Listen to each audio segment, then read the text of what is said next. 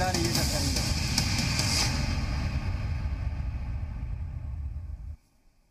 जी हां, रोको और टोको जी मीडिया का बड़ा अभियान, क्योंकि जान है तो जहान है। और इसी पर आज हम कर रहे हैं चर्चा। खास मेहमान हमारे साथ जुड़े हुए हैं उत्तराखंड के कैबिनेट मंत्री अरविंद पांडे जी हमारे साथ जुड़े हुए हैं। अरविंद जी, एक बार फिर से आपका बहुत बहुत स्वागत है।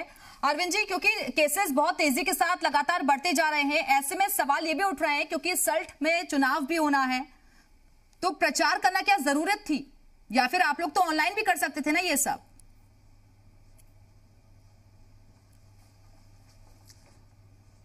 बिल्कुल बहन जी, एक तो वहाँ कोई अभी लॉकडाउन नहीं है और जो भी चुनाव प्रचार चल रहा है वहाँ वो किसी दल विशेष के लिए नहीं है, सबके लिए है।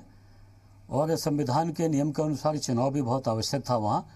लेकिन जो लोग भी वहाँ चुनाव प्रचार में हैं उनके द्वारा अपील भी है, और मैं आपके माध्यम से भी कहना चाहता हूँ कि सब लोग कहीं ना कहीं सोशल डिस्टेंस का सबको पालन करना चाहिए। नहीं, इसकी समय सीमा थी क्योंकि हमारे बीच में माननीय विधायक जी थे, वो दिवंगत हो गए हैं, तो कहीं ना कहीं 6 महीने की जो बाध्यता होती है उसका पालन करने के लिए चुनाव कराया गया है। लेकिन ये सरकार का एक सामूहिक निर्णय है और उसका संविधान के नियमों का पालन भी करना है। लेकिन जो भी चुनाव प्रचार चल रहा वहाँ सोशल जो डिस्टेंस है, जो भी कोविड-19 की गाइडलाइन है, उसका पालन करते हुए है। और मैं आपके माध्यम से अपील भी करना चाहता हूँ, नेता लोग सभा करने के लिए पहुंचते हैं तो वहां भीड़ नहीं बढ़ती है, लोग नहीं पहुंचते हैं।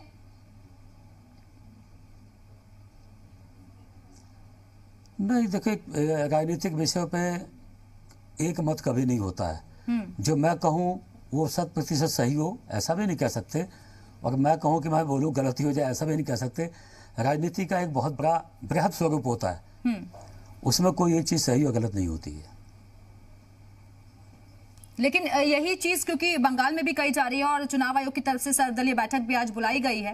हालांकि देखना होगा कि किस तरीके के फैसले लिए जाते हैं। लेकिन अब सर कैसे स्टेप्स आगे बढ़ाए जाएंगे, क्योंकि नाइट कर्फ्यू लगा दिया गया, उत्तर प्रदेश में भी आपने देखा कि इसको समय आगे बढ़ा दिया गया है, तो क्या कुछ और कड़े कदम उठाने का वक्त आ गया है अब, क्योंकि आज शाम को एक बैठक भी होने जा रही है? देखिए बहन जी, ऐसा है, जब कोविड-19 की समस्या आई बहुत ठीक समय पे हिंदुस्तान के प्रधानमंत्री मोदी जी ने बिल्कुल फ्रंट फुट पे आके उन्होंने लॉकडाउन का डिसीजन लिया। यही वजह है कि हिंदुस्तान में मृत्यु दर कोविड की वजह से कम हुई। जो हुई वह भी हमारे लिए बहुत चिंता का विषय नहीं होना चाहिए। लेकिन साल बीतने के बाद थोड़ा सा लॉकडाउन में कमी आई, जिंदगी पटरी पे आने लगी। लेकिन जो कोरोना की दूसरी लहर आई, बहुत लोग चिंता कर गए, लेकिन बहुत से बड़ी मात्रा में लोग अभी हैं जो इसकी चिंता नहीं कर रहे हैं। ये हमारे लिए बहुत बड़ी चुनौती है, सबको इसकी चिंता करनी चाहिए, क्योंकि जो पहली लहर थी कोरोना की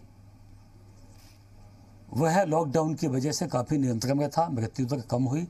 लेकिन जो दूसरी लहर है यह जानलेवा है। किसी को इससे नियमों से हटके जिंदगी नहीं जीनी चाहिए, और सरकार जो भी निर्णय लेगी, मैं आपके माध्यम से इस प्रदेश का एक छोटा सा मैं मंत्री पद का दायित्व निभा रहा हूं। मैं आपके माध्यम से कहना चाहूँगा कि किसी भी व्यक्ति को इसको हल्के में लेने की आवश्यकता नहीं है। भारत सरकार, स्वास्थ्य विभाग जो भी दिशा निर्देश दे जिंदगी को बचाने के लिए, देखो भाई, जब तक हम स्वस्थ हैं हमको लगता है कुछ नहीं है जी, लेकिन जब दिक्कत आ जाएगी तो एक एक सांस के लिए हमको तरसना पड़ेगा, भगवान से मोहलत मांगना पड़ेगा, लेकिन मिलती नहीं है।